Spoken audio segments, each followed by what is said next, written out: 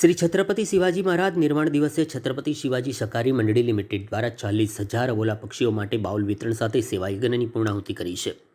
હિન્દવી સ્વરાજ્યના સંસ્થાપક શ્રી છત્રપતિ શિવાજી મહારાજના નિર્માણ દિવસ 3 એપ્રિલ નિમિત્તે શહેરમાં ચાલી રહેલા એક વિશિષ્ટ સેવા યજ્ઞની આજે ગરિમાપૂર્ણ પૂર્ણાહુતિ કરવામાં આવી છે। 19મી ફેબ્રુઆરીએ શ્રી છત્રપતિ શિવાજી મહારાજની જયંતિથી શરૂ થયેલા અભિયાન અંતર્ગત શહેરના વિવિધ વિસ્તારોમાં અબોલા પશુ પક્ષીઓ માટે કુલ 40,000 કુંડાઓનું વિતરણ કરવામાં આવ્યું છે।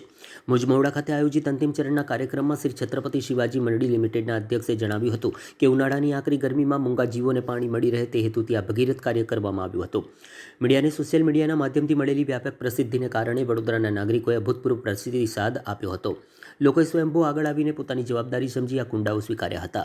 આ કાર્યક્રમ દ્વારા શિવાજી મહારાજની પુણ્યતિથિએ જીવદયાના કાર્યો કરી તેમને સાચી શ્રદ્ધાંજલિ અર્પણ કરવામાં આવી છે। આ સફળતા પાછળ શહેરના જાગૃત નાગરિકો અને મીડિયાના સહયોગનો આયોજકોએ આભાર માન્યો હતો। આજ રોજ છત્રપતિ શિવાજી મહારાજનો નિર્વાણ દિવસ એટલે છત્રપતિ શિવાજી મહારાજ 3 એપ્રિલ 1680ના દિવસે આ ભૂમિને છોડીને ગયેલા હતા અને એક ઊંડા વિચારો છોડીને ગયેલા હતા।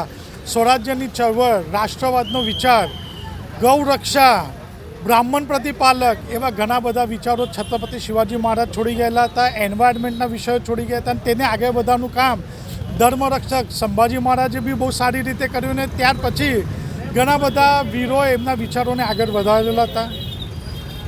19 ફેબ્રુઆરી છત્રપતિ શિવાજી મહારાજના જન્મદિવસથી આ કાર્યક્રમની શરૂઆત થયેલી હતી અને 3 એપ્રિલ એટલે આજે છત્રપતિ શિવાજી મહારાજના નિર્વાણ દિન સુધી વડોદરા શહેરના વિવિધ જગ્યા પરથી જે બાઉલ વિતરણ થયું તે આપે લોકો સુધી પહોંચાડીને લોકોમાં જે જાગૃતતા આવી છે તો આ જાગૃતતા લાવવાનો પ્રયત્ન અમે કરે પણ એ પહોંચાડીને યશસ્વી કરવાનો શ્રેય આપના શ્રોતાઓને જાય છે, આપની મીડિયાને જાય છે કે જેઓએ પોતાનું ઉત્તરદાયિત્વને સમજ્યું અને લોકો બાઉલ લઈ જઈને પોતાના આંગણે અને ધાબે મૂકીને ફોટો મોકલે છે અને કહે છે કે અમે બી આ જાગૃતતામાં જોડાય છે। તે માટે હું આપના મીડિયાનો બી ખૂબ ખૂબ આભાર વ્યક્ત કરું છું। આવા ક્રાંતિકારી વિચારોમાં સદૈવ આપ આગળ રહો અને લોકો પાસેથી આવી પ્રેરણા આપીને કામ કરાવો એવી હું આપના તરફ એક જ આકલ કરું છું।